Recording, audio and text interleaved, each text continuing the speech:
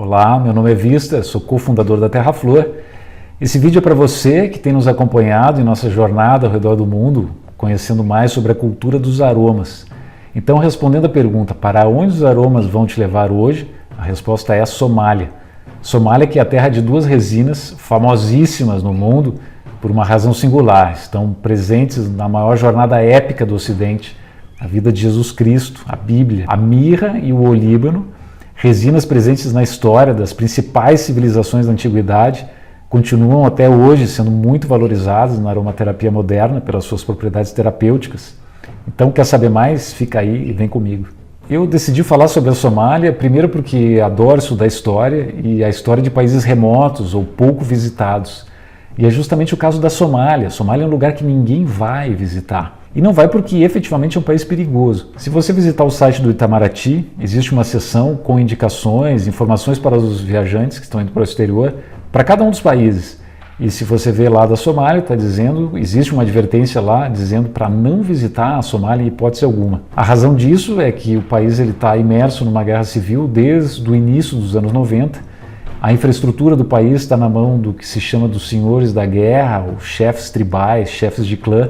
É uma situação muito triste essa da Somália atual, mas vamos entender um pouquinho da história antiga da Somália, de onde vem esse povo.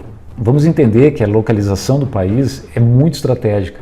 E o litoral norte da Somália dá para o Golfo de Aden, que por sua vez dá acesso ao Mar Vermelho e ao Golfo Pérsico. Desde a antiguidade, o povo somali é caracterizado por mercadores marítimos.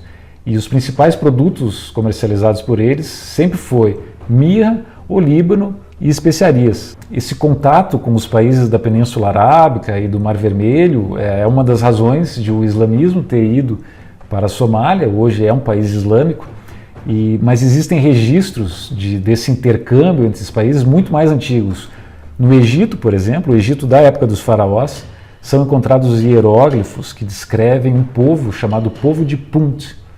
Esse povo teria habitado essa região norte da Somália, e nos hieróglifos são descritas pequenas habitações e a vegetação nativa, a geografia da região, que coincide com o que é encontrado nessa região e com alguns vestígios dessa área do norte da Somália.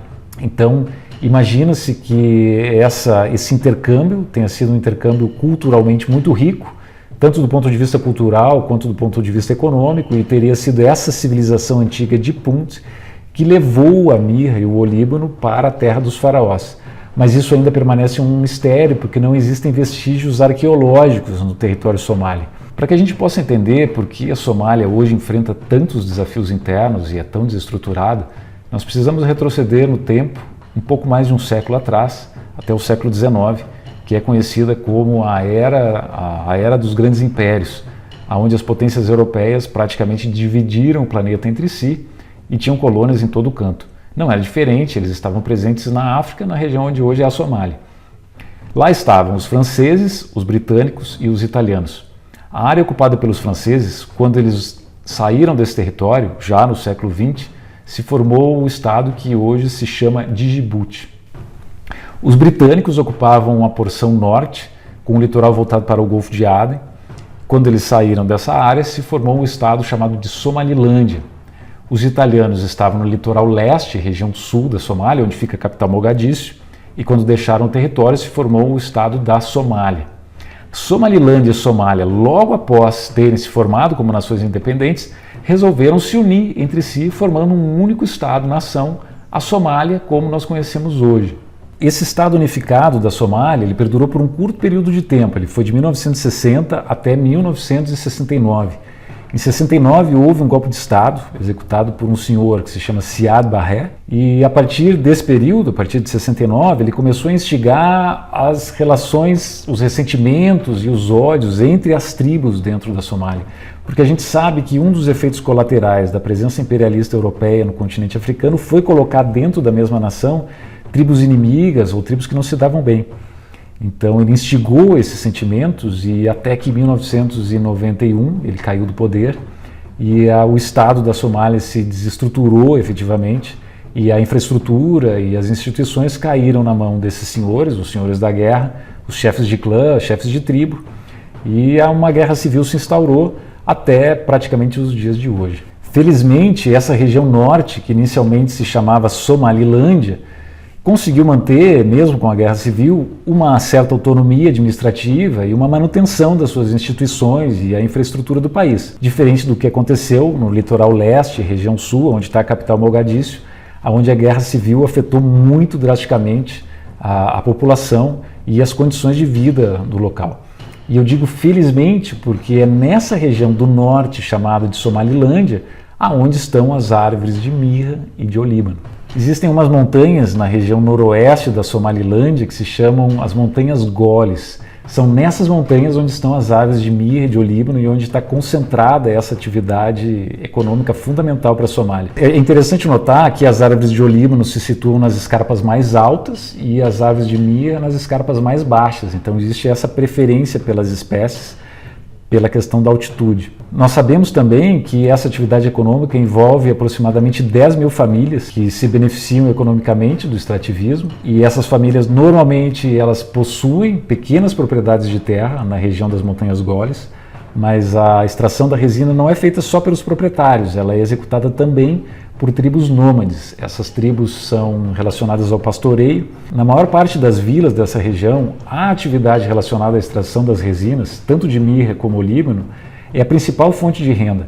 Eles praticam também uma agricultura de subsistência para o seu consumo pessoal, o consumo das famílias, mas basicamente quando eles necessitam de uma renda extra para uma atividade como um casamento, um funeral, que fazem parte do ecossistema cultural dessa população, eles recorrem a essa receita que vem da atividade extratora. Agora, é muito difícil a gente precisar números, porque em função da instabilidade política da região, a gente não sabe quanto, nem em quilos e nem em valores, para saber o quanto isso beneficia efetivamente as famílias e o Estado. Agora, empiricamente, as pessoas que conhecem a região afirmam que se não fosse essa atividade, as famílias certamente estariam numa situação de extrema pobreza ou mesmo de miséria. E a coleta da resina funciona assim: a resina ela não está exposta, ela corre dentro do tronco da árvore, ela é a seiva, então eles precisam ir, primeiro mapear todas as árvores e em cada uma delas fazer uma pequena incisão, e essa incisão, que é uma ferida na pele da árvore, ela começa a secretar a resina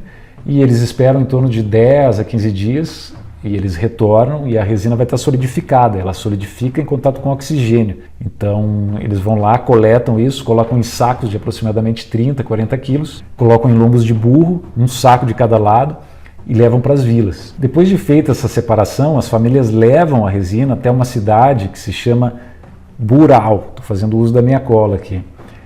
Existem outras cidades, mas Burao é a principal cidade onde é feito o processo formal de exportação.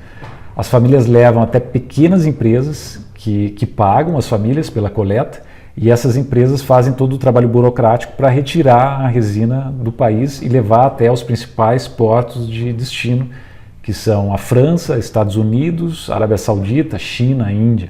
É interessante notar que a destilação, como eu já mencionei, não é feita em território somali. A destilação sempre acontece no país de destino.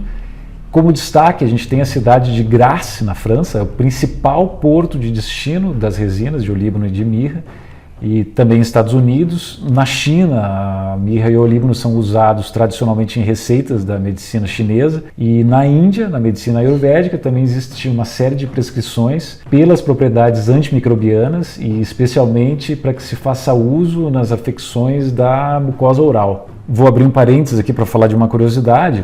O óleo essencial de olíbano ele é majoritariamente obtido pelo processo de hidrodestilação. A hidrodestilação é quando você coloca o material dentro de um tanque com água, essa água é fervida e o vapor dessa água passa pela serpentina, cai no local onde é feita a separação, daí então do óleo e da água, diferente do processo de destilação por arraste a vapor, onde o material é colocado num tanque seco e o vapor de água é injetado já em estado gasoso e depois serpentina e separação.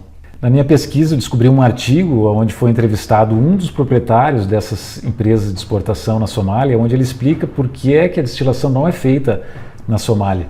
Porque na verdade eles não têm um conhecimento técnico e não se conseguiu se formar ainda pessoas capazes de operar os equipamentos de destilação, e obter um resultado sempre constante e sempre igual, na verdade, do óleo essencial, porque você não consegue obter espaço no mercado mundial se você oferecer um óleo essencial que cada vez chega de um jeito. Houveram tentativas no passado de se fazer a destilação, mas as tentativas foram mal sucedidas e eles acabaram desistindo. Agora, acreditem se quiser, as mudanças climáticas também são um ponto de atenção, porque essas montanhas goles, onde as árvores crescem na face sul das montanhas. A face norte das montanhas, ela dá para o Golfo de Aden. Então existe uma massa de ar úmido que vem do oceano, desse pequeno golfo, sobe as montanhas e desce até a região sul. Essa massa de ar, cada vez ela tem chegado mais seca, e isso tem afetado a produção das resinas. É isso, gente. Isso é cultura dos aromas. Foi uma pesquisa breve, não é uma pesquisa extensa. A minha intenção era mais de atiçar a curiosidade de vocês e trazer alguns dados importantes, dados relevantes que estão relacionados à origem desses dois óleos essenciais que a gente usa tanto em aromaterapia e que acompanham a humanidade desde os seus primórdios, trazendo benefícios, trazendo conforto, trazendo tanta coisa boa. Então é isso, vamos utilizar com parcimônia e dando o devido valor a essas duas riquezas que vêm de uma região tão delicada do nosso planeta. Tchau, valeu!